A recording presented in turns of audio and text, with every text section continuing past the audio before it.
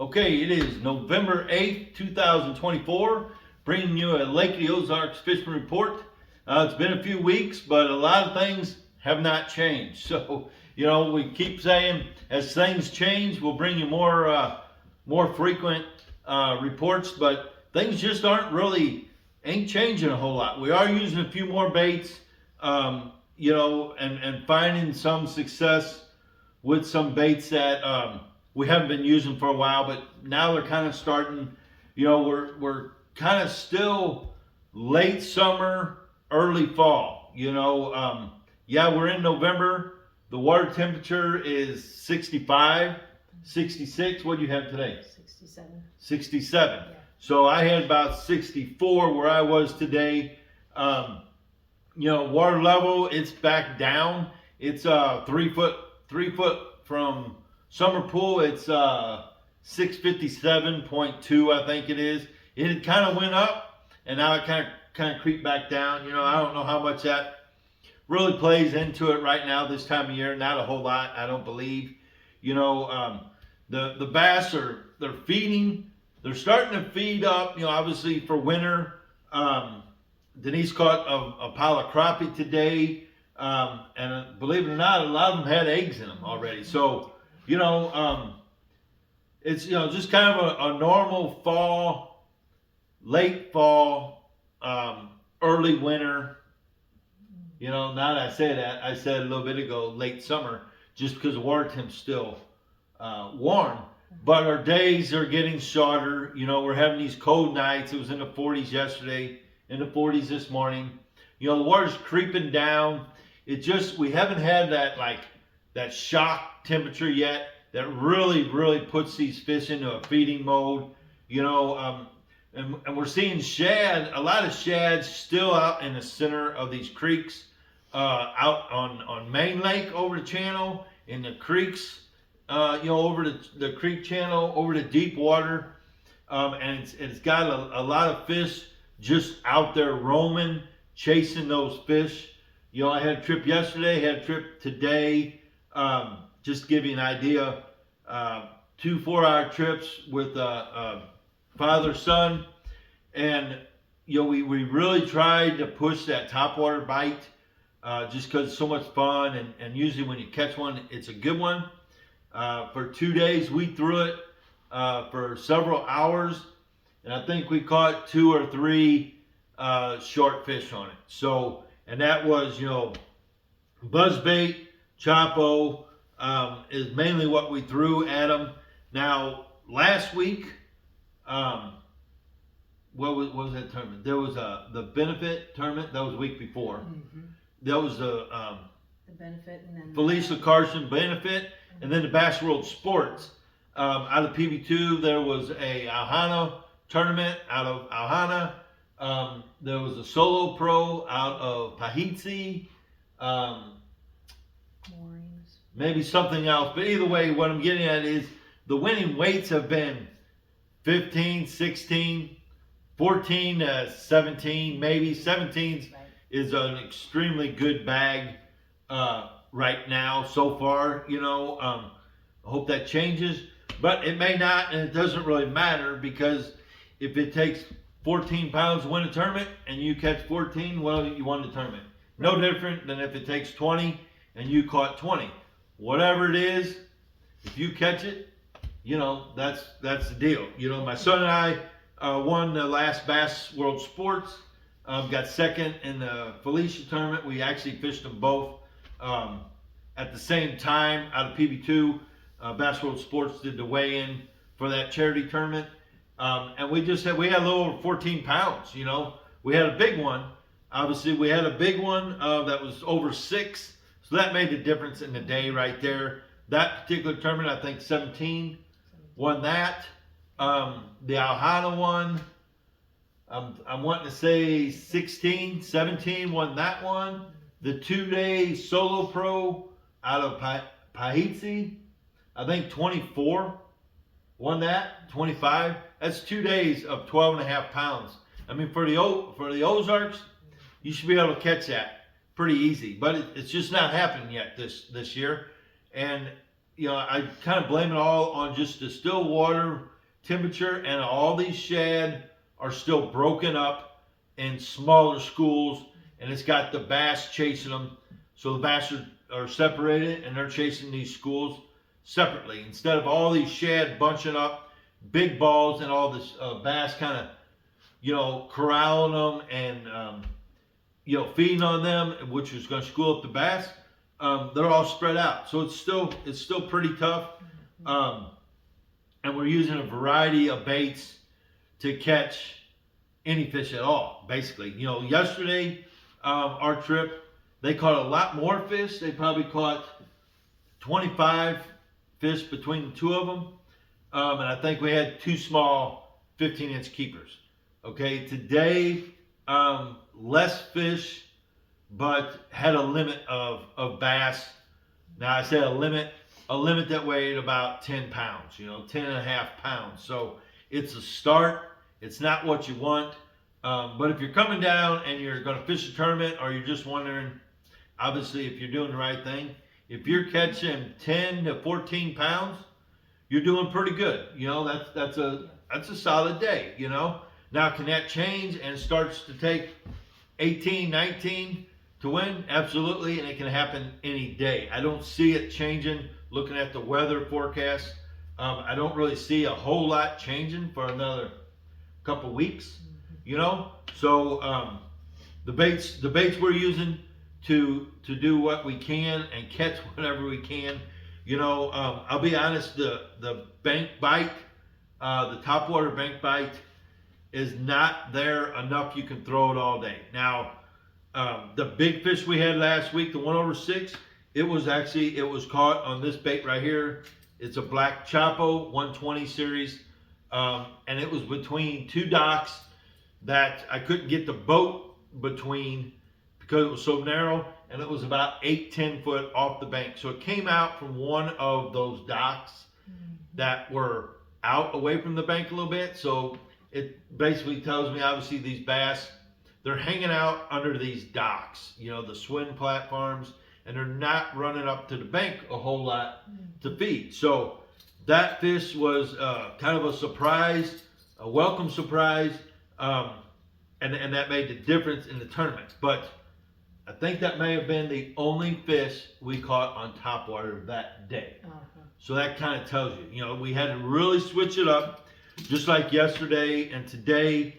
And we're switching up with a lot of different baits, a lot of moving baits, just because I feel when it bites tough, if you kind of speed up and you run a lot of stuff, you're increasing your odds to run across a active fish or a feeding fish compared to going really slow, on the bottom, what have you. Which when you're talking about not being able to fit your boat between the docks, that also makes me think that you should work your bait, whether it's a topwater, a chug bug, whatever your bait is, work it all the way from that, what I would consider, I call that the back side of the dock, Right. all the way Right, parallel. exactly. Compared to, like, normally on this time of year, you're throwing topwater from the bank out 6-8 foot, and then you're bringing it quick to make another cast. Right. Where this year, we're having to work our baits a lot further out, even from the shallow all the way out to the deeper ends of these corners of docks. And it's showing by the baits we're using. Yesterday we caught a few on stick baits. This is just a regular Vision 110 stick bait. It goes down 4 to 6 foot of water. That one caught a lot of fish, working it pretty erratic. Not letting it sit like you do in the winter, but a steady retrieve, getting it down there. We can see a lot of fish down 6-8 foot, and some of them were active, some of them weren't. But if you bring a bait like this by them, pretty quick, pretty erratic, a lot of times they'll just attack it on instinct. Sure. We caught some on that one, and then they also were throwing the deeper one, the 110+1, which this one, it'll get down there 10 foot of water, probably 6 to 10 foot of water if you throw it on 10-pound test. You know, we're throwing it on 10, 12-pound test right now.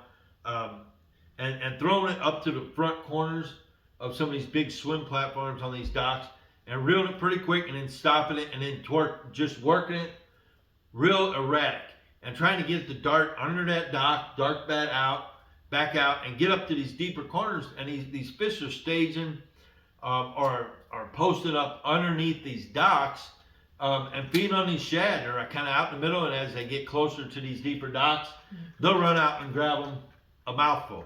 So the stick bait's been pretty productive. It's a fast moving bait. You know, the Zoom Super Fluke, the old Fluke, the thing it never lets us down. When it gets tough, it just gets a lot of bites, you know. Yeah, you go through a lot of small fish, a lot of 14-inch fish, but some of our better fish, you know, up to 3 pounds, have been on an old Super Fluke 5-aught wide Gamakatsu with a number 4 treble hook trailer on there, a little stinger hook. That's real important because a lot of these fish, they run out and they turn on it and swipe at it, and you'll catch them on that trailer hook probably 75% of the time. I like to throw that on 10-pound test. It's a light line, but it really allows the bait to really work natural. It allows it to sink a little faster. Good long cast. If the fish are leery, you know, that lighter bait, I feel, is going to get you a lot more bites. You're fishing out in the open water, so you're not going to be rubbing cables, rubbing the docks, in the brush.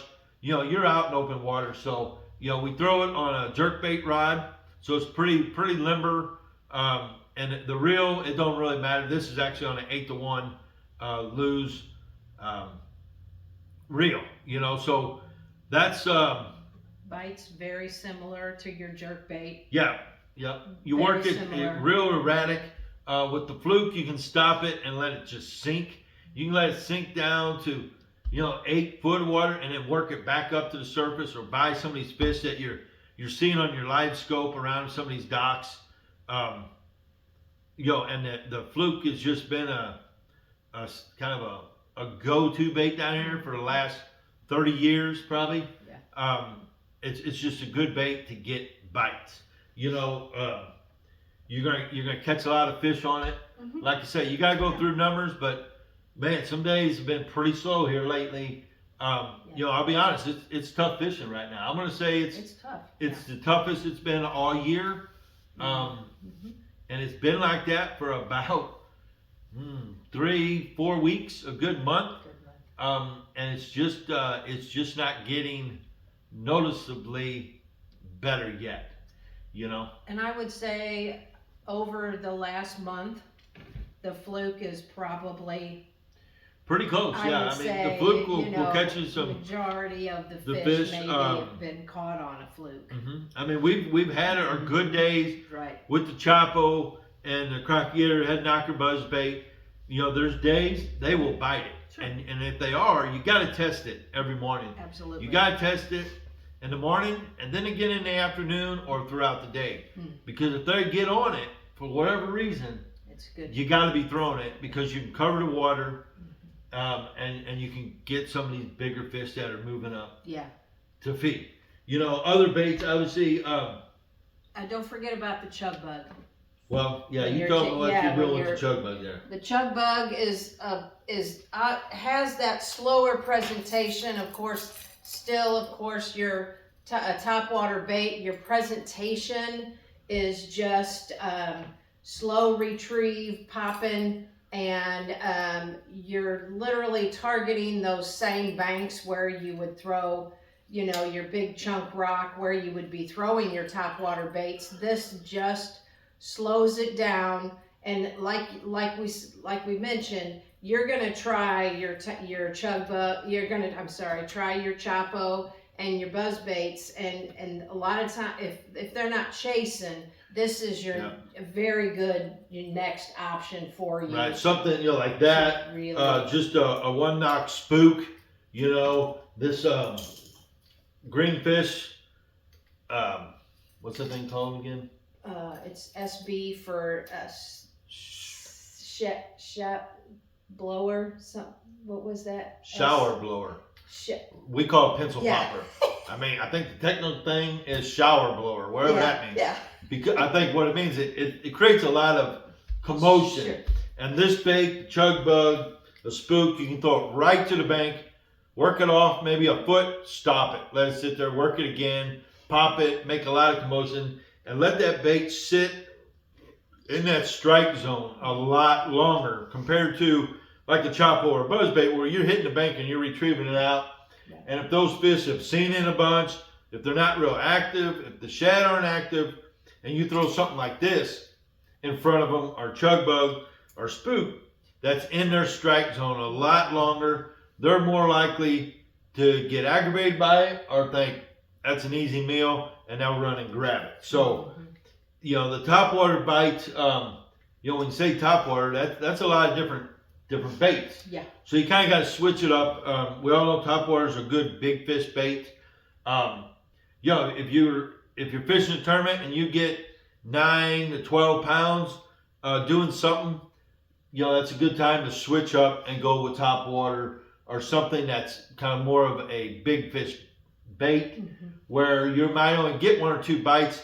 But if you call out to 2 pounders with a couple 4s or a 1.5 pound Kentucky with a 3 pounder, you're gaining some pretty good weight. So that's kind of how we approach the fall fishing. Regardless if we're on trips or if we're fishing tournaments, we try to catch some big fish. If they're not cooperating, you know, we'll go out and just catch fish, and we'll catch numbers, and then we'll go back to big fish bait once we catch a few numbers. You know, it's kind of the same with the tournaments. You know, other baits, they're starting to come into play. It's like this is a rock crawler, something else that just digs into them rocks, gets a bite maybe when they're not necessarily feeding, and it's bouncing, hitting them rocks, bouncing, you know, deflecting off them rocks, digging in, stirring up dirt. You know, some of these fish have been feeding on shad for a long time, and they're going to go on that crawfish bite here pretty soon. Some of them already are. Some are. We caught a couple on it here lately. And it's another bait where you can really cover a lot of water. Sit your boat in 12 foot of water, throw it to the bank, and let that thing dig all the way. The more you can get that thing to dig into them rocks, into the gravel, hit a piece of brush, you know, and deflect off of something or dig into something, the more like chance you're going to catch a fish on it. Not very often do you get bites on, say, a wigglewort or a rock crawler, or even a square bill if it's just in the open water. Just not relating to anything, not hitting anything. You know, where a square bill, you know, you hit it on them laydowns, let it roll over them laydowns. That's usually when you get bites, crashing through some shallow brush. That's when you get bites, or when it's digging in the rocks. If the bait's just running through the open water, that's kind of wasted water. In my opinion, you know, sometimes will you catch them like that? Yeah, sometimes, but 85, 90% of your fish, or when your crankbait is hitting that bottom and digging in. So, you know, a lot of your main lake stuff, steeper banks, you want to get up close and almost parallel so you keep it in digging. Them shallower main lake flats, you know, when I say flat, you can be way out there being 6-8 foot water. And as long as you can cast that thing's digging in that rock, especially when them shad get up on them flats, or the crawfish are up there, whatever. It just is. It keeps a good contact with the bottom and gets a lot of reaction strike. Remember the crawfish in the live well? Yeah, she had a bass last week, and it was almost identical color to this. It was real kind of bright orange, red, had a dark back. About that size, you know, so that's obviously, if you can mimic that, you're doing real good. This is I throw this on a pretty long rod. This is a 7-foot medium action. I throw it on 12-pound fluorocarbon or monofilament. It really doesn't matter, you know. Sometimes when the fish are real active, I like the monofilament. I feel when you catch them and they pull it, that line stretches just a little bit and may not pull the hooks out, you know, or obviously you lighten up your drag. This is a 6-to-1. Rio is probably the best for 5, 6-to-1. As it gets colder, Right now, this is actually a 7-to-1. You're still cranking it pretty fast. The fish are really active. So, you know, wiggle art, rock crawler can be extremely productive. It's just kind of starting. And as it gets colder to that water's down 45, it's a really productive bait in the fall. Both back in the creeks or main lake, you can just really fish that thing anywhere. You know, other baits, they're catching them, that are catching them. But it's one of them baits, you get a lot of big fish come out, you get a lot of big fish hooked, and they'll throw the bait. You know, this is that big Chad shad, or coal shad by Spro. This is a bone color. You know, I throw it on 17 or 20 pound test on a pretty stout 7'2" rod, and you throw it right to the bank, and you can either reel it real slow, start and stop it. You can reel it real fast, stop it, couple start stops, and then stop it and let that thing glide. Just try to change the action to it. Great bait for in the wind alongside these windy side of banks or docks, the big swim platform. Same thing, you can throw the Fluke, the jerk baits, this big call shad, you know, spinner baits in the wind. You know, as we get into the fall, we get a lot of wind. You know, the spinner bait really comes into play. Yeah. She's got one she likes to throw. I think it's called Ozarks Flash. It's got a chartreuse and a white blade. What do you throw that on? Yeah, I've got it on a Halo, medium heavy 7'2" rod. It's got plenty of give at the end. Yeah, I mean, you want a little bit of give so you can really launch that bait, but it's got to be a heavy enough rod and set the hook, right, and while you're retrieving a heavier spinner bait. Got a trailer hook on it. I believe this one is an E-Factor. Yes, it is. E-Factor spinner and bait. Trailer hooks we like, they're made by Gamakatsu. It's a 3/0 trailer hook, and these are the ones that's got the rubber in the eye of it. If you can see that, it's got this rubber in it. So when you put it on your bait, whether it be like this buzzbait or her spinner bait, you see when your bait is running, that trailer hook sticks straight out, so it doesn't catch on brush or laydowns or cables. You bring it over the top of cables. Same thing with the spinner bait. You want that hook out for these sharp striking fish. It'll catch them. Oh yeah. And then, you know, we're throw number 3 hooks on both the spinner baits and the buzzbait. Always throw a trailer hook on your spinner baits and buzzbaits. You know, a lot of sharp strikers, especially your buzzbaits. The spinner bait seems like a lot of them really, when they grab it, they inhale it. Yeah. A lot of the buzzbait fish are just kind of nipping at it or swirl on it or roll on it. And a lot of times you'll get them hooked. Yeah. You know, on that. Retrieving it right at that point where you can still see it as your spinner bait. Yeah. I like that too. Back. Either in the fall, I like to wake it, where it's leaving a wake, or just below the surface, or even if you're fishing a channel bank or a steep bank, throw it right to the bank and just kind of roll that thing with that contour all the way down to the bottom. If you get a lay down, you know, just kind of work that where the fish might be hanging on them channel banks. Some of them are starting to run some of them channel banks, you know, and I'm just throwing a little jig. I went back to it's just my little finesse jig, just a 3/8 ounce crappie gator Ozark crawl with the ring crawl, green pumpkin red. I throw it on 15 pound test. This is a all-purpose Falcon. It's a 7-foot rod, and I'm throwing it right to the bank, and I'm slowly hopping it down them little channel banks. I would basically call them a winter bank. They're steeper, they got bigger rocks, they're ledgy, and they kind of fall off into the channel, whether it be the creek channel, back in the creek, or main river channel. One of the two. But this is time of year you can, when things are really slow and they're not hitting the topwater or spinner baits, or it's calm day, maybe we'll just go back to just a finesse little 3/8 ounce jig and just creep it along and hop it, and you know the fish are going to start going more on a crawfish bite, And you know, nothing better than this little 3-inch rig, little jig, you know, to imitate these little 3-inch crawfish that seems to be their main And you've definitely, deal. yeah, you've definitely downsized. You're usually Yeah. half ounce, and you're usually big pinchers, you know. Right. So Compared to like August, September, early October, we're throwing bigger jigs, half-ounce jig, bigger floppers. Right. You know, can you still catch them on them now? I'm sure you can.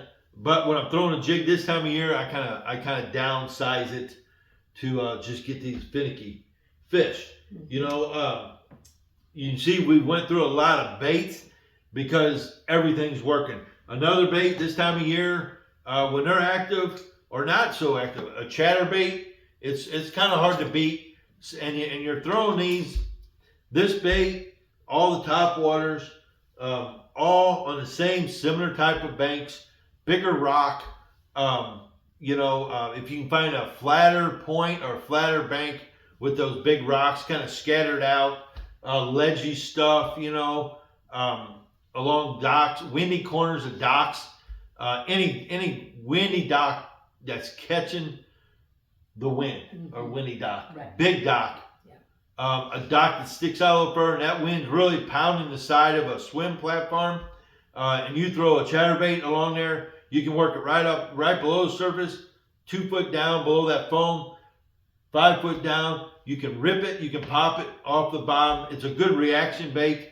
And I usually just put like a super Fluke trailer on it, a pearl, you know, so it gets a lot of action. But that, you know, that's another good bait. It's similar to a spinner bait. How you gonna work it? How you gonna run it?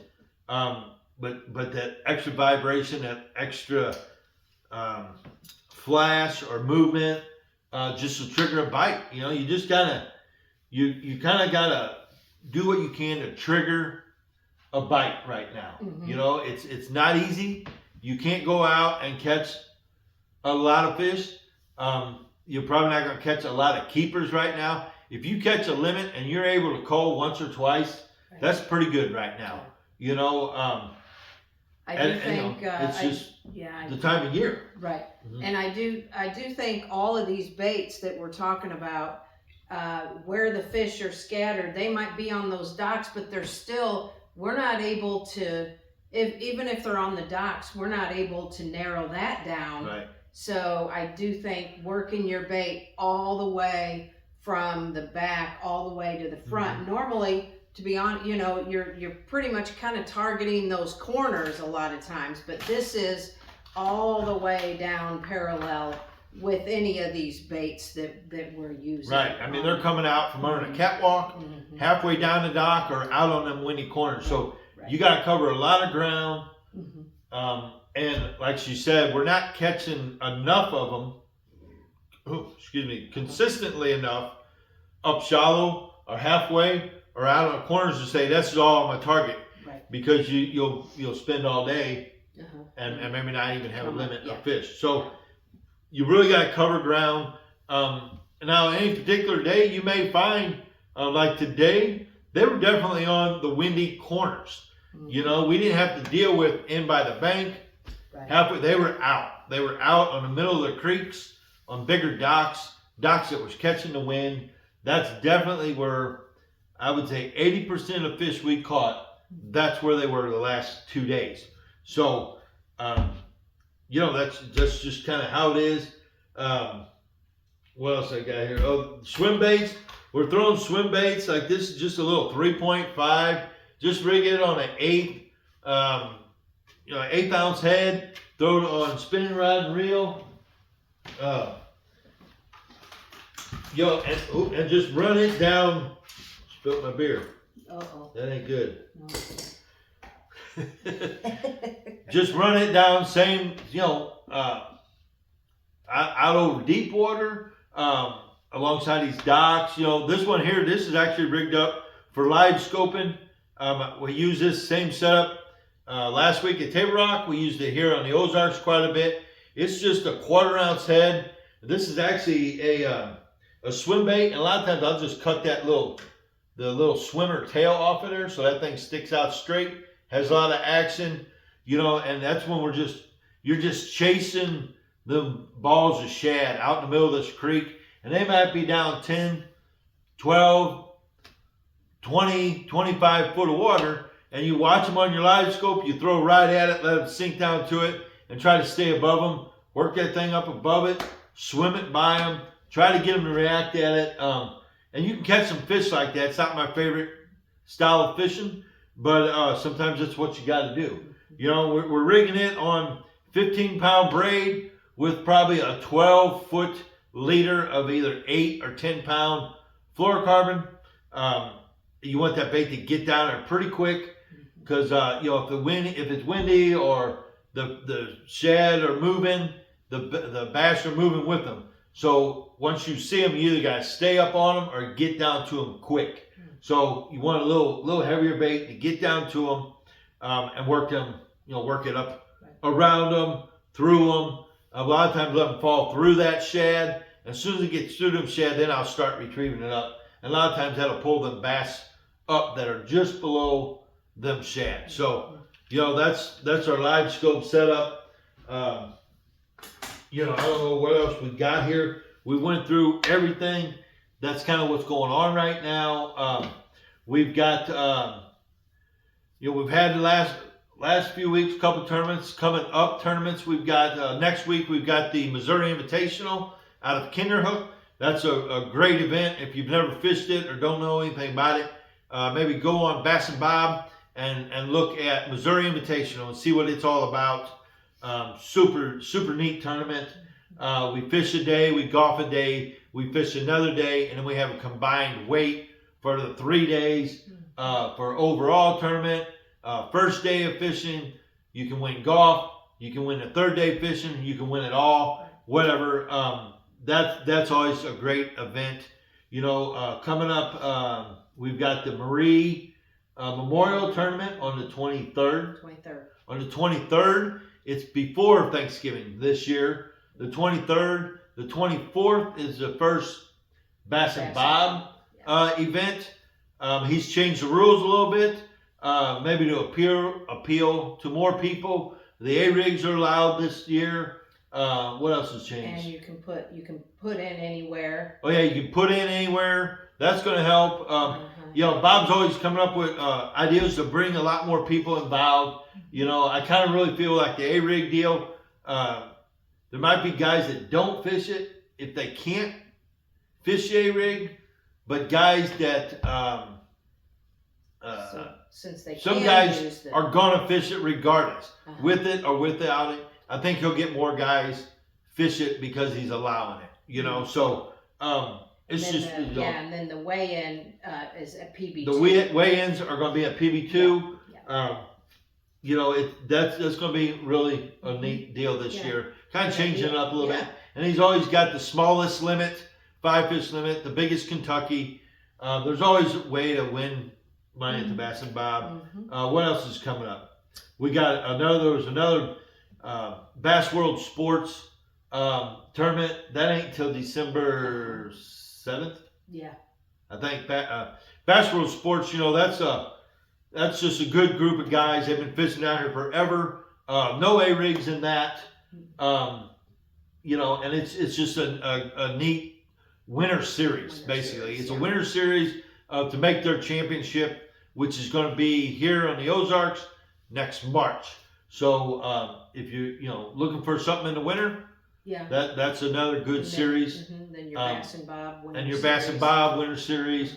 You know, and of course there's other tournaments going on. Always. You know, but the lake's really calmed down.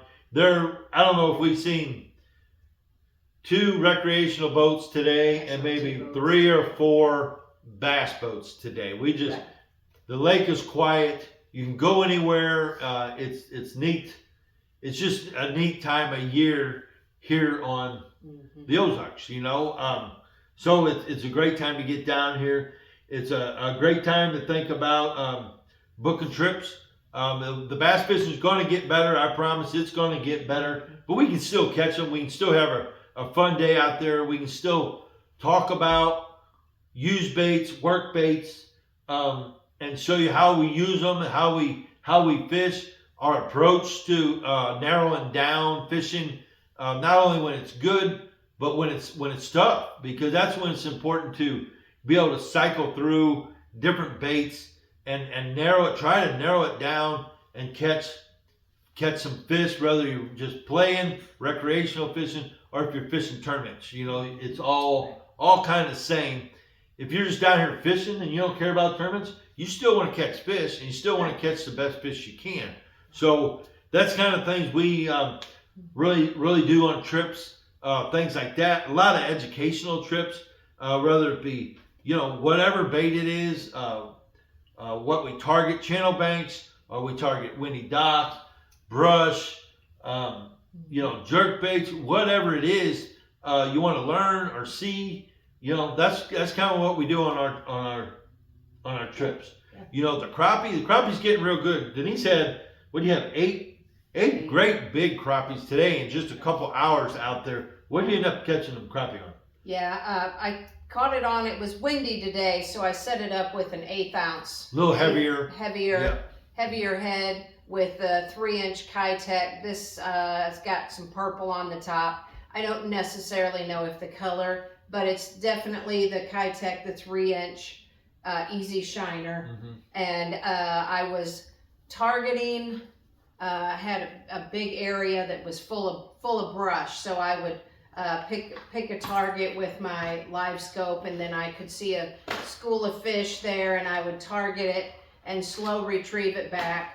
I had a couple docks that I fished that had some brush in them. So, and the retrieve, you just kind of have to vary the retrieve until they kind of tell you what they're wanting.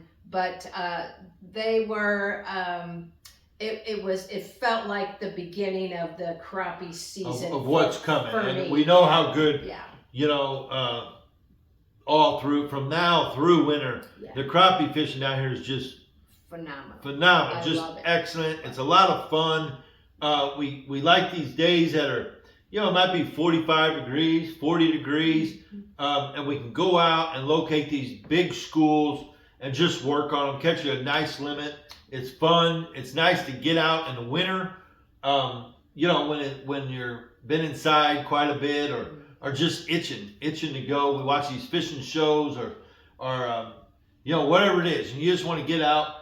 This is a great time of year to be thinking about booking a winter crappie trip, or winter bass, but winter time is a great crappie time here on the Ozarks. We do probably as many crappie, maybe a little more crappie trips in the winter than any other time, obviously, or even the bass. Yeah, it's a great time. A lot of times, how we do, our spring and summer trips are 6 to 10. A lot of our winter trips, we're going to do 10 to 2 is a great window of time. That's where, the sun's up and you're, and the shad are up and the crop. Right. It's a, that 10 to 2 window is a good time. Right, it's a great, a great time of year. You don't have to get out there at crack of dawn. In the winter, like she said, we'll go out at 10 o'clock, noon, maybe 11 o'clock, 11 to 3, and catch plenty crappie. It ain't really cold. It's just a lot of fun. So, we do a lot of gift certificates. You can contact us, and we'll email you a gift certificate if you want to give someone for their birthday, Christmas gifts, retirements, birthdays, whatever. We do a lot of those, especially around Christmas time.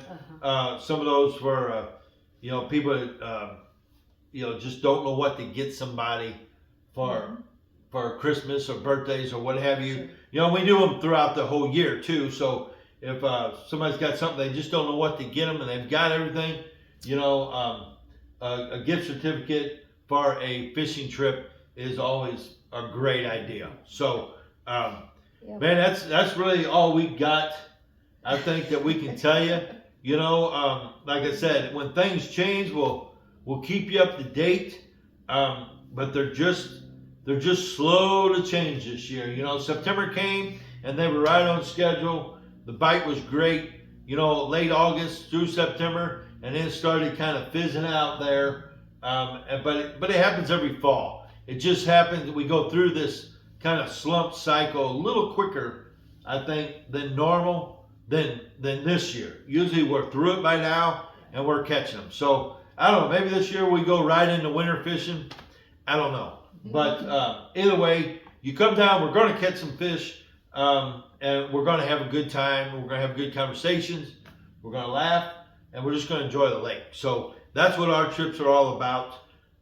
Feel free to contact us through text, through email, call us, however you want to get a hold of us, and we'll correspond back and forth and set up a time that works best for you. You can get a hold of Denise at 314-226-3099 or contact me at 573-204-9005. Like I said, you can text me, text her, you can call us.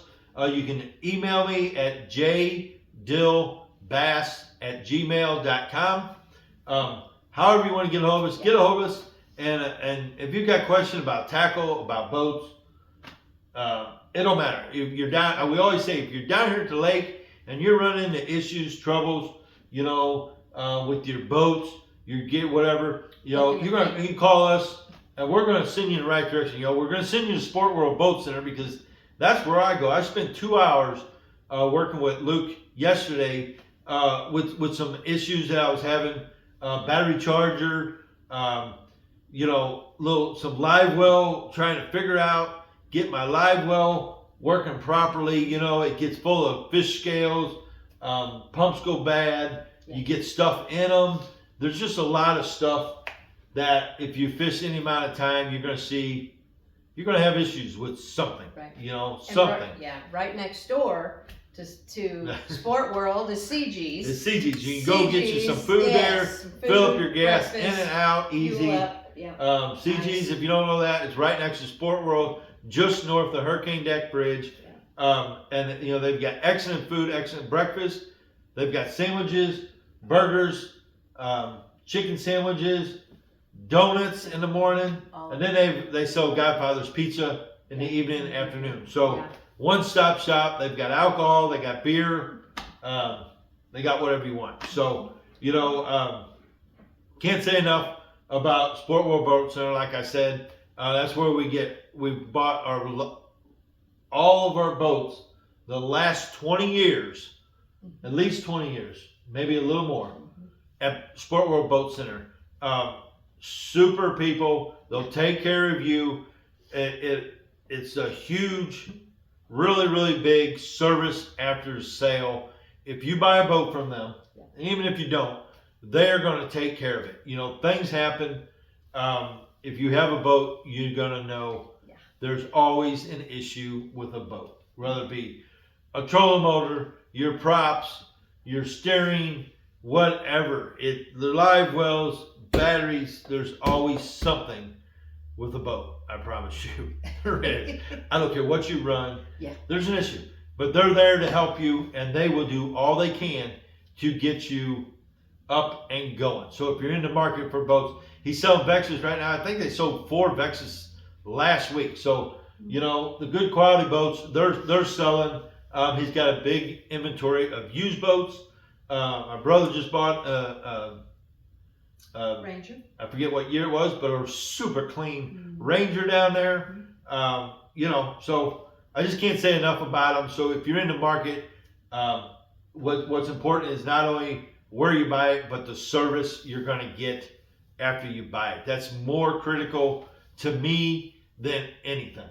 Wouldn't you agree? Right, absolutely. So, but other than that, man, that's all we got for you. Like I said, it's a great time to come down the lake. Even if you don't catch a fish, you're still going to enjoy the day down here. But if you come down and you fish with us, we're going to catch some fish. So until a week or so, we'll be, we'll try, keep saying it.